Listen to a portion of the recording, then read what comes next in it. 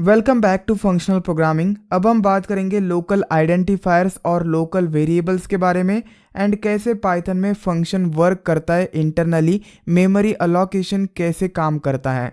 चलिए इस वीडियो को स्टार्ट करते हैं। पहले बात करते हैं स्कोप के बारे में। स्कोप एक इम्पॉर्टेंट टर्म है प्रोग्रामिंग में and it refers to the region of the code where an identifier can be accessed. So scope आपके प्रोग्राम का कोड का रीजन होता है जहाँ पे आप पर्टिकुलर वेरिएबल और आइडेंटिफायर एक्सेस कर सकते हैं। एग्जाम्पल के थ्रू समझाता हूँ। Consider this is a Python script and इस पाइथन स्क्रिप्ट में पहले 10 लाइन्स ऑफ कोड है। देन आपने एक वेरिएबल डिक्लेयर किया x एंड वैल्यू असाइन की 10 टू इट। Then there are 100 lines after this particular statement. Now what is the scope of variable x? So x का scope क्या होगा? Scope यानी region of the code where that variable और identifier can be accessed। कहाँ पे x variable को access किया जा सकता है। सपोज मैं प्रिंट x करता हूँ ऑन द नेक्स्ट लाइन, तो इसके लिए मुझे 10 प्रिंट करके मिलेगा। वेयर एज अगर मैं प्रिंट x करता हूँ बिफोर इट्स डिक्लेरेशन, तो इसके लिए मुझे एरर मिल जाएगा। इट मीन्स x को आप एक्सेस कर सकते हैं आफ्टर इट इज डिफाइन और declared. That's why the scope of x is the code define after its declaration. So इस रीजन में आप x को एक्सेस कर सकते हैं एंड इसे बोला जाएगा स्कोप ऑफ x वेरिएबल और आइडेंटिफायर। नाउ क्वेश्चन आता है, what is the difference between variable and identifier? What is an identifier? हमें पता है कि variable is nothing but the name given to the value. Suppose मेरे पास वैल्यू है 18 and this is the value of age of particular person, तो मैं एक वेरिएबल बनाऊंगा age for it. So age एक वेरिएबल हो गया, एक नेम हो गया for this particular value. Now what is identifier? Identifier is a name using which we can identify a particular object. Objects can be variable, function name or class name etc. So identifiers function name हो सकता है, कोई variable हो सकता है, class name हो सकता है, module name हो सकता है, package name हो सकता है। Identifier is nothing but a name जिसका यूज़ करके आप particular object को identify कर सकते हैं। So variable आइडेंटिफायर के अंदर ही आता है। If you consider scope in programming, functional programming में 4 टाइप्स के आइडेंटिफायर्स हैं। First one is local identifiers, second one is global identifiers, then non local identifiers and built in identifiers. इस video में हम बात करेंगे लोकल आइडेंटिफायर्स के बारे में एंड देन हम बात करेंगे how function internally works, execution कैसे होता है किसी भी फंक्शन का। This is display function and this is display function call. Function के अंदर आप कोई भी वैलिड पाइथन स्टेटमेंट लिख सकते हैं, आप वेरिएबल्स डिक्लेयर कर सकते हैं, फंक्शंस बना सकते हैं, क्लासेस डिफाइन कर सकते हैं। मैं एक वेरिएबल क्रिएट करता हूँ एज एंड वैल्यू असाइन करता हूँ 22। This is variable declaration. 22 is integer Python object and age इस ऑब्जेक्ट का आइडेंटिफायर है। ये डिक्लेरेशन हुआ है डिस्प्ले फंक्शन के अंदर, that's why it is called as local identifier. So जो भी आइडेंटिफायर्स आप फंक्शन के अंदर बनाते हैं उन्हें बोला जाता है local identifiers. Age age is variable, इसीलिए इसे बोला जाएगा local variable. So variables define inside the function are called as local variables. So यहाँ पे एज एक लोकल वेरिएबल है। अब मैं एक पैरामीटर देता हूँ नेम। इस पैरामीटर के लिए वैल्यू मुझे प्रोवाइड करनी पड़ेगी इन फंक्शन कॉल। मैं पास कर देता हूँ यहाँ से वैल्यू शंतनु। सो शंतनु जाएगा नेम इस वेरिएबल में। Parameters are actually variables for holding this actual values. So Shantanu जाएगा नेम में। नेम एक वेरिएबल होगा, ये वेरिएबल भी लोकल स्कोप के अंदर आता है, लोकल के अंदर आता है। सो नेम यहाँ पे एक लोकल वेरिएबल बन जाएगा। सो जितने भी पैरामीटर्स आप बनाएंगे वो एक्चुअली में लोकल वेरिएबल्स होंगे। सो यहाँ पे डिस्प्ले फंक्शन के 2 लोकल वेरिएबल्स हैं, एज एंड नेम। एज की वैल्यू है 22, नेम की वैल्यू है शंतनु। चलिए अब मैं इन 2 वेरिएबल्स का यूज़ करता हूँ in a print statement. I write print एक यफ स्ट्रिंग में लिखता हूँ and I print Shantanu has age 21। So Shantanu के लिए मैं नेम वेरिएबल का यूज़ करूँगा हैज़ एज एंड मुझे वैल्यू प्रिंट करनी है शंतनु हैज़ एज 22। सो यहाँ पे वेरिएबल आएगा एज, प्रिंट हो जाएगा शंतनु हैज़ एज 22। चलिए मैं इसे रन करता हूँ। रन करने के लिए py example dot py and here you go Shantanu has age 22। So in this display function we have two local variables age and name. Suppose आप इस display function के अंदर एक और function बनाते हैं। I'll write here def inner function he define करते हैं। So इस inner को बोला जाएगा identifier because it is a function name। अब बात करते हैं लोकल आइडेंटिफायर्स और वेरिएबल्स के स्कोप के बारे में। इस केस में एज एक लोकल वेरिएबल है। इस लोकल वेरिएबल का स्कोप क्या होगा, आप इसे कहाँ एक्सेस कर सकते हैं। सपोज मैं प्रिंट करता हूँ age outside this function definition. So this is a function definition.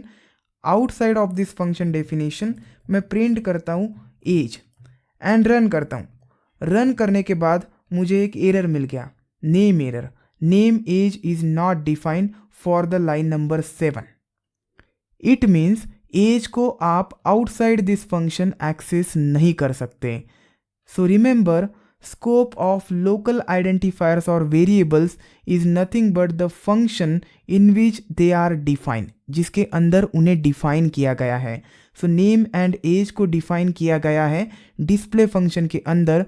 That's why in variables को आप सिर्फ डिस्प्ले फंक्शन के अंदर ही यूज़ कर सकते हैं, बाहर एक्सेस नहीं कर सकते। सपोज मैं यहाँ पे लिखता हूँ प्रिंट एज, तो प्रिंट हो जाएगा एज, और यहाँ पे भी हमने एज का यूज़ किया है। मैं क्लियर करता हूँ एंड फिर से रन करता हूँ। You can see 22 gets printed for this line number 5। चलिए अब समझते हैं कि कैसे इस कोड को एग्जीक्यूट किया जाएगा पाइथन के द्वारा इंटरनली। पाइथन एक इंटरप्रिटेड लैंग्वेज है। पाइथन इंटरप्रिटर का यूज़ करता है for its final code execution. So इस कोड को लाइन बाय लाइन रीड किया जाएगा, पार्स किया जाएगा। सबसे पहले पाइथन रीड करेगा लाइन नंबर 2 जहाँ पे एक फंक्शन डेफिनेशन है। डेफ कीवर्ड को देखने के बाद पाइथन को पता चल जाएगा कि ये एक फंक्शन डेफिनेशन है एंड फंक्शन डेफिनेशन तब तक एग्जीक्यूट नहीं होता जब तक उसे कॉल नहीं दिया जाता। सो इस कोड को पाइथन स्किप कर देगा, एग्जीक्यूट नहीं करेगा, क्योंकि ये कोड सिर्फ एग्जीक्यूट होगा फंक्शन कॉल के लिए। लेकिन पाइथन एक एंट्री बना लेगा नेम स्पेस के अंदर। अब ये नेम स्पेस क्या होता है, अभी के लिए आप कंसिडर कर सकते हैं कि नेम स्पेस एक जस्ट डिक्शनरी है जिसमें सारे आइडेंटिफायर्स का ट्रैक रखा जाता है। सो डिस्प्ले एक फंक्शन नेम है, एक आइडेंटिफायर है। सो डिस्प्ले को इसमें लिखा जाएगा, की वैल्यू पेयर होंगे डिस्प्ले, एंड देन इसे असाइन किया जाएगा to the value function object, and इस फंक्शन ऑब्जेक्ट में मेमोरी एड्रेस होगा इस फंक्शन का, और भी बहुत सारी इंफॉर्मेशन होगी। देन डायरेक्टली पाइथन जंप करेगा on line number 7। Line number 7 पे डिस्प्ले फंक्शन को कॉल दिया गया है। फंक्शन कॉल को देखने के बाद पाइथन सबसे पहले चेक करेगा नेम स्पेस में इस डिक्शनरी के अंदर वेदर डिस्प्ले फंक्शन एग्जिस्ट और नॉट। इस केस में डिस्प्ले फंक्शन डिफाइन किया गया है, एग्जिस्ट करता है, इसीलिए पाइथन कॉल करेगा डिस्प्ले फंक्शन को। डायरेक्टली कंट्रोल जाएगा यहाँ पे। यहाँ एक पैरामीटर है, नेम पैरामीटर। अब इस नेम पैरामीटर के लिए चाहिए वैल्यू, इसीलिए यहाँ से आर्गुमेंट पास हो जाएगा। Shantanu is the actual value provided for this parameter name. तो ये शंतनु पास हो जाएगा इनटू दिस पैरामीटर। मैंने आपको ऑलरेडी बताया है कि parameter age a local variable consider किया जाता है। सो नेम एक लोकल वेरिएबल बनेगा जिसकी वैल्यू होगी शंतनु। लेकिन अब क्वेश्चन आता है कि इस नेम वेरिएबल को कहाँ पे स्टोर किया जाएगा। सो जब फंक्शन कॉल होता है तो इस फंक्शन के लिए पाइथन इंटरनली मेमोरी अलॉकेट करेगा। ये मेमोरी सिर्फ इस डिस्प्ले फंक्शन के लिए होगी। डिस्प्ले फंक्शन की जो भी इंफॉर्मेशन है वो इस मेमोरी में प्रेजेंट होगी। नेम एक लोकल वेरिएबल है, वो भी प्रेजेंट होगा। देन एज वेरिएबल बनेगा, वो भी प्रेजेंट होगा। नेम वेरिएबल अभी बना है because it is a parameter. इसकी जो वैल्यू है शंतनु वो प्रेजेंट होगी इनटू द मेन मेमोरी और you can say into the RAM and then इसे अटैच किया जाएगा। नाउ नेम ये जो वेरिएबल है ये प्रेजेंट है इस डिस्प्ले फंक्शन के मेमोरी में। I write here display. Whereas ये जो है ये रैम है, रैंडम एक्सेस मेमोरी। हमें पता है जितनी भी वैल्यूज़ बनती है प्रोग्राम के अंदर वो रैम में प्रेजेंट होती हैं। अब कोड एग्जीक्यूशन स्टार्ट होगा इस फंक्शन का। देन एज वेरिएबल बनाया जाएगा। एज वेरिएबल की वैल्यू होगी 22 वैल्यू प्रेजेंट होगी in RAM and display function का जो मेमोरी होगा इसमें एज वेरिएबल प्रेजेंट होगा। On the next line print किया गया है नेम को एंड एज को with the message here. Name की वैल्यू है शंतनु, रिप्लेस हो जाएगी यहाँ पे because this is a f string. Shantanu has age, then age की वैल्यू 22 प्रिंट हो जाएगा। On the next line print किया है एज को, एज की करंट वैल्यू है 22 सो 22 प्रिंट हो जाएगा।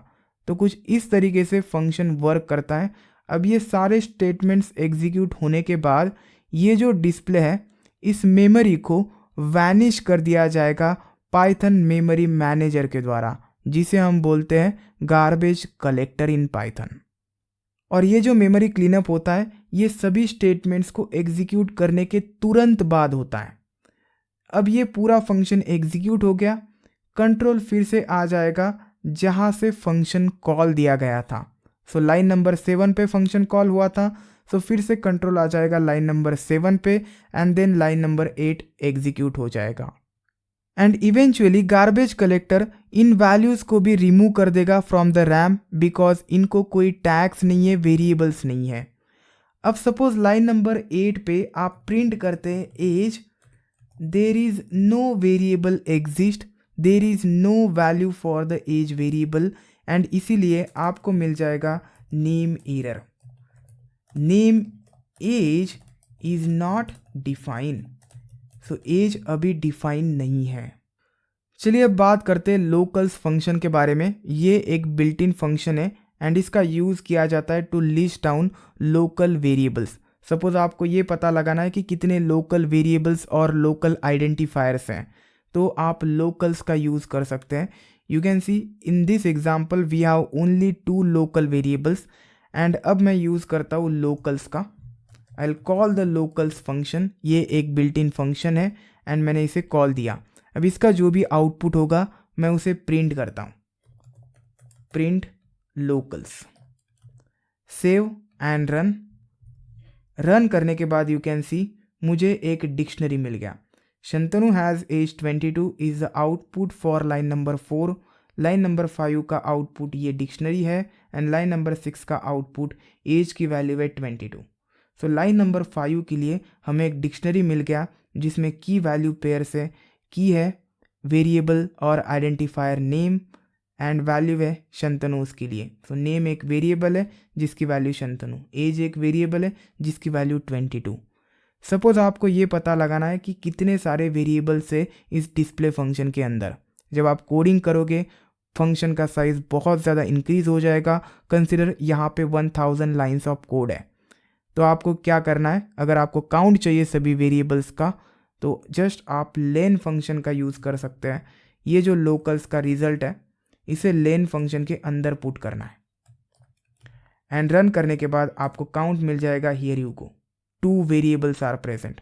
इसे मैं और सिंप्लीफाई कर देता हूँ। I will remove this len and ये जो लोकल्स का रिजल्ट है मैं इसे असाइन करता हूँ टू द वेरिएबल्स। ओके, ये एक वेरिएबल है। अब मैं प्रिंट करता हूँ लेंथ ऑफ वेरिएबल्स। क्लियर करके मैं फिर से रन करता हूँ and here you go 2। So locals का जो डिक्शनरी होगा वो असाइन हो जाएगा टू दिस वेरिएबल्स। देन इस डिक्शनरी के ऊपर मैंने लेन फंक्शन लगाया है। लेन क्या करता है, लेंथ फाइंड करता है, नंबर ऑफ एटम्स फाइंड करेगा फ्रॉम दिस वेरिएबल्स। कितने प्रेजेंट है, 2 प्रेजेंट है, इसीलिए हमें 2 मिल गया। इस फंक्शन का और एक बेहतर यूज़ है। सपोज यहाँ 500 लाइन्स ऑफ कोड है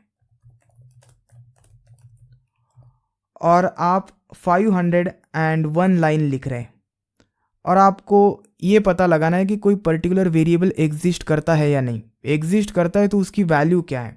अब एज वेरिएबल कहीं पे डिफाइन होगा, इसके बीच में एक और एक्स वेरिएबल डिफाइन होगा जिसकी वैल्यू है सपोज 20, और आपको अब पूरा कोड देखना है तो इसके लिए लगेगा time. So instead of seeing all the code, checking all the code, आप इस फंक्शन का यूज़ कर सकते हैं। बहुत ही यूज़फुल फंक्शन है ये।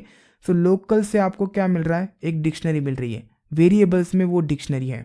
मैं जस्ट चेक करूँगा वेरिएबल्स एंड कैसे डिक्शनरी को एक्सेस किया जाता है। डिक्शनरी के की को एक्सेस किया जाता है, dictionary name, then square bracket के अंदर की वैल्यू, सपोज मैं की पास कर देता हूँ एक्स, एंड अब रन करता हूँ। एज अ स्ट्रिंग पास करनी है, क्योंकि जब आप डिक्शनरी प्रिंट करके देखोगे, प्रिंट वेरिएबल्स, तो डिक्शनरी में आपको key, so variables of int has no len, okay, इससे हमें मिल रहा है वैल्यू 20 एंड लेन अप्लाई हो रहा है 20 के ऊपर, जो कि एक इंटेजर वैल्यू है। सो इस स्टेटमेंट को अभी मैं रिमूव करता हूँ और इंस्टेड मैं लेन फंक्शन को रिमूव कर देता हूँ।